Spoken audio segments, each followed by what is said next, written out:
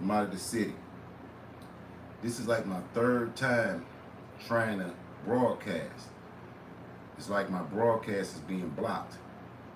So I'm going to try again to get this message out.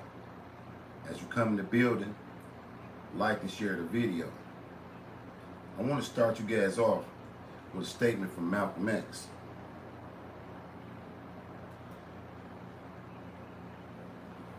Freedom is never safeguarded peacefully. Anyone who is depriving you of freedom isn't deserving of a peaceful approach by the ones who are being deprived of their freedom. The only way you can get freedom is to get it the same way the white man in this country got it from England, or he says he got it from England. He was willing to pay the price for freedom. When you're willing to pay the price for freedom, then you get it. But the Negro in this country has never been willing to pay the price for his freedom. The only way you can have peace is to eliminate those injustices, and the American white man is not going to eliminate them. He's going to talk that pretty talk, but he'll still continue to practice those inhuman deeds. Freedom is never safeguarded peacefully. Anyone who is depriving you of freedom isn't deserving of a peaceful approach by the ones. The reason I started with Malcolm, because at this time, Malcolm was talking about the need for black people to organize and have their own militias to protect their communities. And it coincides with the times of the day, because it was a citizen who stopped this mass shooter this time. And as we see what happened in Texas, where the police were unwilling to go in there and save those children because they feared for their own lives. But the parents and the people outside wanted to go in there and save their children. Look what they're saying about the guy who they're calling a hero.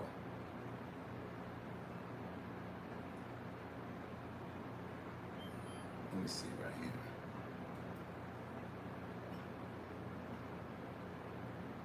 Now, we are told from police today that shooter fired about.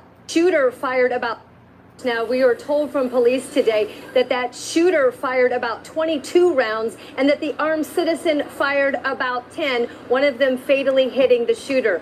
We have learned a little bit more about that suspect. His family called him Eli. Police referred to him as Elijah Dicken. He's 22 years old. He's from Columbus. He was at the mall last night with his girlfriend when the shooting went down. We're told that he took action within 2 minutes. Today, our Jenny Runovich traveled to Columbus to talk to that girlfriend's grandmother about this man that police today called a hero.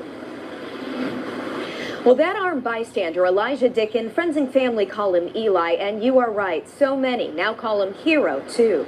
Let's go ahead and declare this a mass casualty. That was police radio traffic during the traumatic event. Police shared new information today about how Eli, the man they call a Good Samaritan, stopped the suspect. Shot him with a handgun just about 1 minute after the gunman started firing into the food court. Eli and his girlfriend Shay were in the food court after spending their Sunday shopping. Shay was coming out of the restroom when she saw a man with a gun.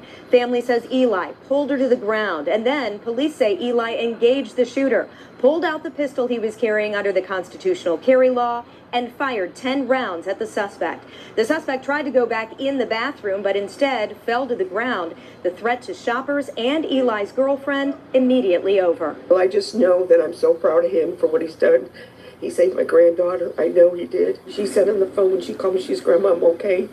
That Eli pushed me out of the way and told me to get down and to stay down. And everybody should be proud of him. You know what I'm saying, for what he's done. Because if not, there would have been a lot more. Many more people would have died last night if not for a responsible armed citizen that took action very quickly within the first 2 minutes of this shooting. Shay's grandmother clearly emotional. She says her granddaughter was simply terrified by what happened, may never be able to go into a mall again. But just like her boyfriend Eli, Shay also took action to help despite the trauma. Tonight at 6, we'll show you her heroic actions as well.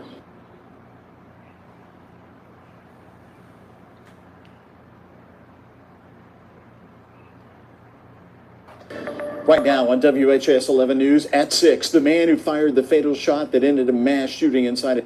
Now, we are told from police today that shooter... How this ties in to what's going on in the community. Malcolm X knew that these times were coming to where black people would have to protect themselves. You can't stand by anymore as someone kills your neighbor and kills people around you if you are a citizen who has the right to carry. I'm going to read to you what the Second Amendment says as it relates to that.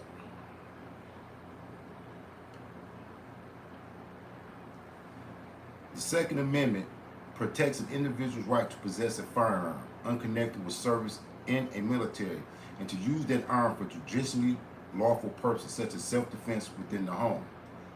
And it also gives you the right to form a well-regulated militia, being necessary to the security of a free state. The right of the people to keep and bear arms shall not be infringed upon. And as we complain about the violence that we see in our communities, we're unwilling to engage it at our own detriment.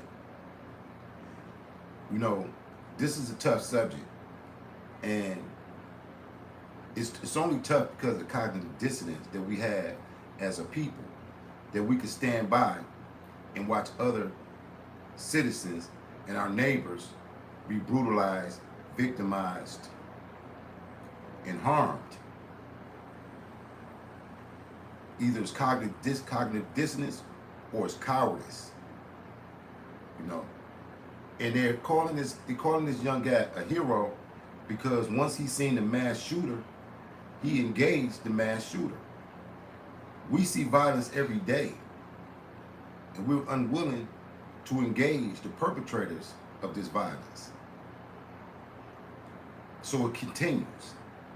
When you see things like this, mass shooters are going to think twice and have to look around because armed citizens are exercising their right to defend themselves and to defend others. This is like I said in the beginning, this is my third time trying to broadcast this message. So I had to keep changing the title because of the censorship that goes along with YouTube. You know, shout out to Rendy in Atlanta, because Rendy had a conversation with me about these type of things. If I come on YouTube and I talk about people, I start women bashing and things of that nature, my numbers will go up. All I gotta do is come on here and talk about the problem with black women and talk about them, and the numbers will go up. Or come on here and talk about other people's business, the numbers will go up. Because as a community, we have this need for gossip and slander and to see other people brought down. Whereas the messages that we should have should be about unity and cohesively uniting so that we can protect ourselves, protect our property, and protect our neighbors. You know what I mean? This is why I ask people to like, share, and subscribe. I have a small channel, you know what I mean, of maybe close to 800 viewers. But if I was to flip it and hit you with the same old that they talking about, other YouTubers, then my numbers would grow. If I was to get on here and talk about, like Umar, we going back to Africa and call you Africans and tell you these things that tickle your ears, then my numbers would go up. If I was to come on here and talk like a pastor and talk about Jesus is gonna come back here and save you, my numbers would go up. But because I keep hitting you with the hard facts, they're keeping me at a standstill. I got a homeboy in Texas that says he watches me for his news to really know what's going on. And I interact with a lot of my subscribers because like-minded individuals have to come together to change this narrative. You understand what I'm saying? There's this need for gossip and slander while we sit back and watch people be slaughtered, watch our children be purged, watch this anarchy in the streets. That's what people want to see. It's like they don't want to hear things that they could utilize to protect themselves, to protect their communities, as if they don't see where all this is going. I was telling you in past podcasts about how Detroit is becoming D-Rap, how Chicago became Chirac, how our community have become battle zones, how the people live terrorized. But nobody wants to speak to that. People want to hear the prosperity teachings. They want to hear about fashion, and they want to hear about what the celebrities is doing, as if they don't live in a real world where they're seeing themselves slaughtered. I want to show you what Joe Biden said, your president. I'm going to show you what your president said, and it's going to be low. I don't know why YouTube has lowered the volume on this. I want you to hear what he really said about your children and how they were super predators.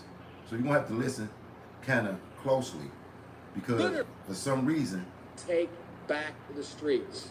It doesn't matter whether or not the person that is accosting your son or daughter, or my son or daughter, my wife, your husband, my mother, your parents. It doesn't matter whether or not they were deprived as a youth. It doesn't matter or not whether or not they had no background that enabled them to become socialized into the fabric of society. It doesn't matter whether or not they're the victims of society.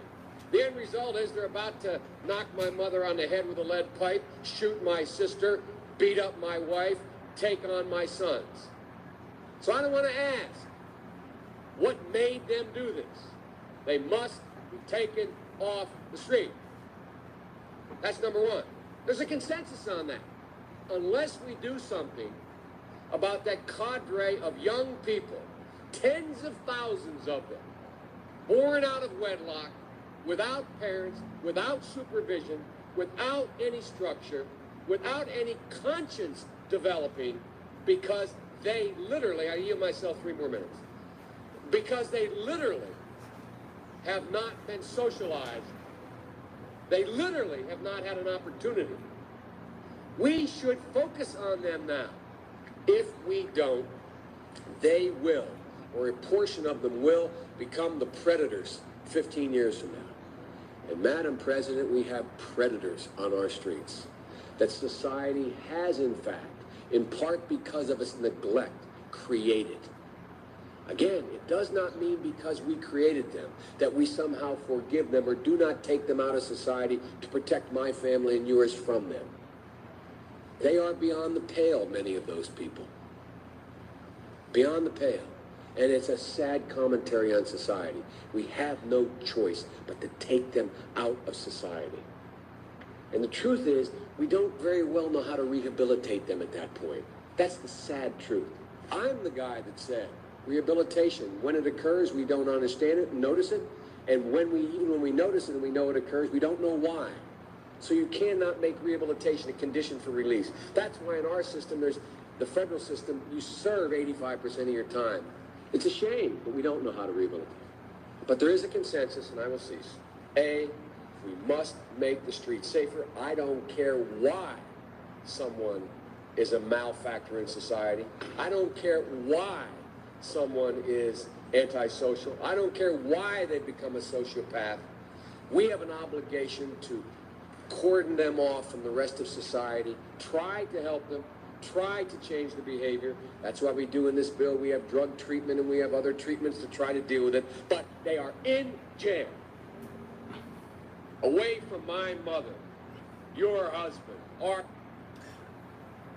I stopped that to show you this is who you guys voted in the office. He said that this society created the super predator. He said the super predator came from unwed mothers, and the super predators didn't get the care that they needed. They were neglected, but he doesn't care. Your president just told you he doesn't care about why your children have not been socialized. He just labeled them super predators. So now you look on the streets and you see, he said that this society created the super predators. This society gave them the crack. This society gave them the switches. This society gave them the Dragos. This society denied them of an education. This society deprived them of all the necessary things to make them productive citizens, but he doesn't care. He wants them gone. All this ties in together because I'm a student of Malcolm X. And Malcolm X said we should always have educated and taught our own children. We should always have protected ourselves and protected each other. We should have never had looked to these white people to protect us and to guide us, because your president just told you what he thought. This is his own words. And again, these other YouTubers and these people who claim to be giving you content are giving you nothing but gossip, nothing but slander, nothing but more negativity, heaped on and heaped on.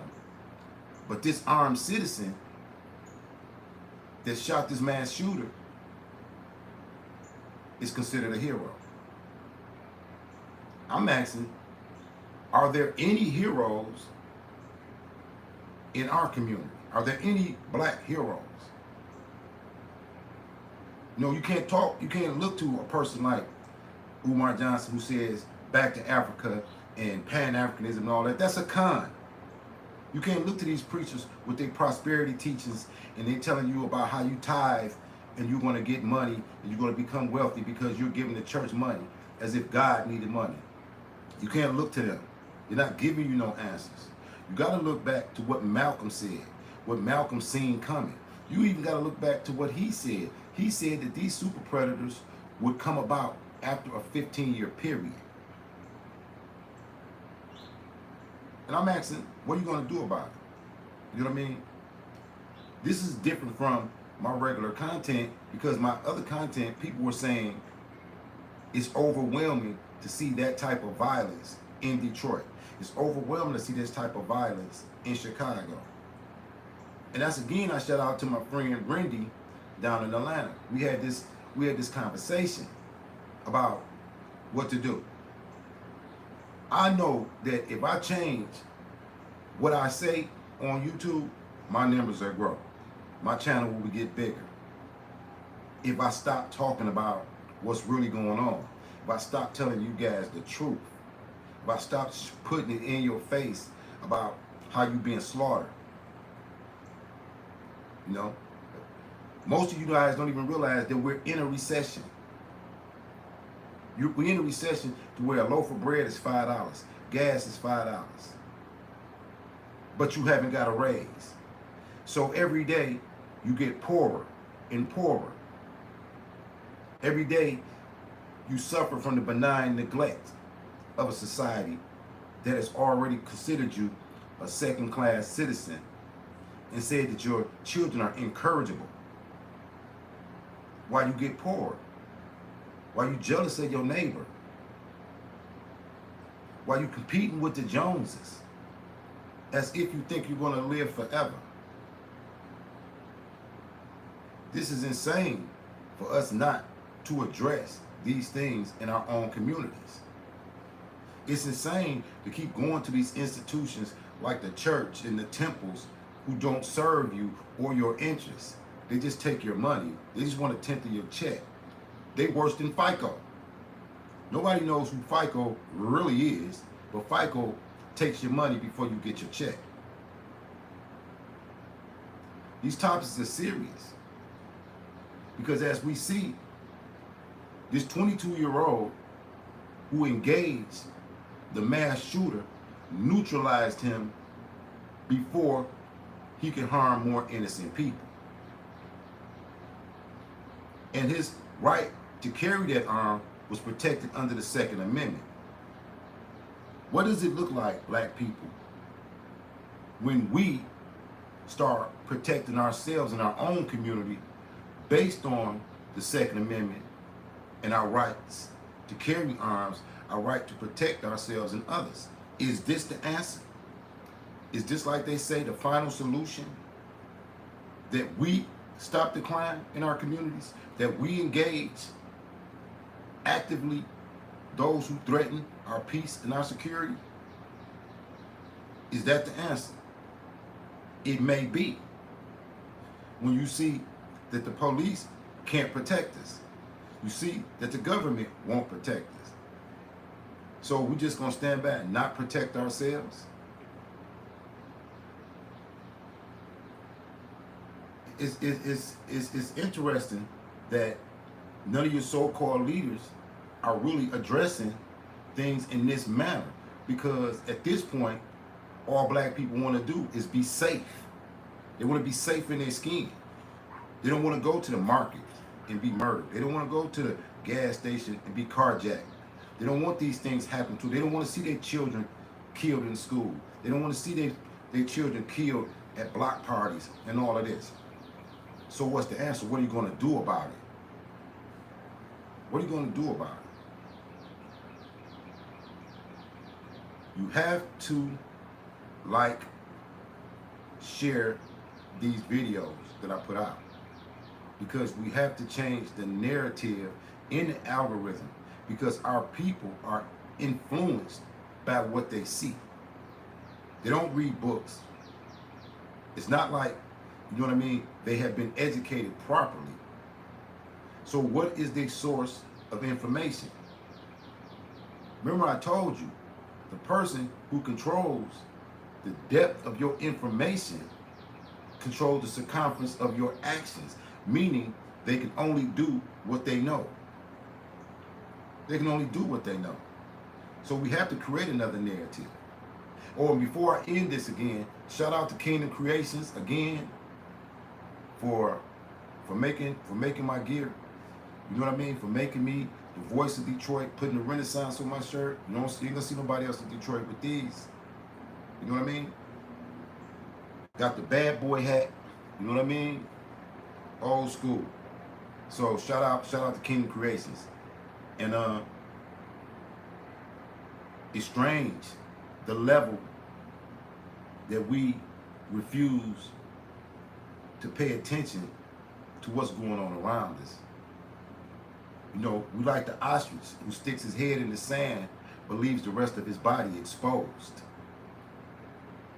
You know what I mean? Go back and listen to some of the speeches of Malcolm X and what Malcolm was saying. This is why Malcolm X was considered a bigger threat to the federal government than anybody else. In the COINTELPRO, they were comparing Malcolm X to a messiah because of his discipline and the seriousness of his dialogue and the depth of his understanding of the American condition. Malcolm X said we are victims of democracy. We don't enjoy democracy. We are victims of democracy. And it was no need for me to get on here and tell you how many people got killed in Detroit this week and over the weekend, because it's the same. It's the same. There's no need for me to get on here and tell you how many people were killed in Chicago, because it's the same. How many people were killed? It's the same. It's a constant flow of deadly violence in our community while we are in a recession, while we're dealing with inflation. People are so frustrated because they don't realize how they got a raise, but they have less money. How the price of everything is going up while they don't get no raise. They can't even keep up. It's costing them hundreds of dollars to make it back and forth to work. And they haven't even bought food yet. I'm telling you, this is by design. This is a form of genocide. This is a form and a way of destroying the middle class so that you have rich people and you have a working poor. At the same time, you're dealing with all this violence. But yet you still want to be entertained. You know what I mean? Like they say in Gladiator, the movie. Are you still not entertained? When you can see, I just showed you what your president said about your children and calling them super predators. This is the same guy that said he was going to support Ukraine. Now you don't hear anything about Ukraine anymore. But you hear Russia talking about they're threatening the whole world. And yet we still go on. We still go on. Everybody is chasing this elusive bag. What bag are you chasing that you never seem to catch? I'm chasing the bag. I'm chasing the bag. I'm grinding. What are you grinding? Because it looks like us as a people are being grinded into nothing, into no people. And we're being replaced by Mexicans, Ukrainians, Afghanians. And we still listen to people saying Jesus is going to come back and save us. Or, and I got to go back to Umar, because Umar always talks about going to Africa. And you've never seen him with an African. Not one time have you seen him with a king from Africa, a prime minister from some country in Africa, a president from Africa. So what is he talking about? Black people just getting up off the block, getting on planes and invading Africa? Because Africans feel the same way about us that they feel about white Americans. To them, we are Americans. And most of us didn't come over here on slave ship. We were already here. We are natives, but that's a topic for another podcast. I want you to think about the small things I shared with you. I don't want to stay on here long and keep you, because it's Tuesday morning. It's a nice day. You know what I mean? Or it looks like it's going to be a beautiful day. Share this video. Like this video. Get the word out. Start having dialogue. Change this narrative. Because August is not even here yet. And the prediction of the government has already came true. It's the bloodiest summer of a generation. The worst recession of a generation. Go back and look through my old videos where I was leading up to all the things that you see. And then ask yourself again, where is black leadership? You voted for Kamala Harris. Where is she? She's disappeared. Y'all thought she was black. She wasn't. She didn't consider herself black until she ran for the presidency. Then she put on Chuck Taylors and started clutching the pearls. Get off this gender division. Get unified. Organize and protect yourselves. Signing out of Detroit. Grand Rising. Peace. Keep your head up and keep it on a swivel. Keep that head on a swivel.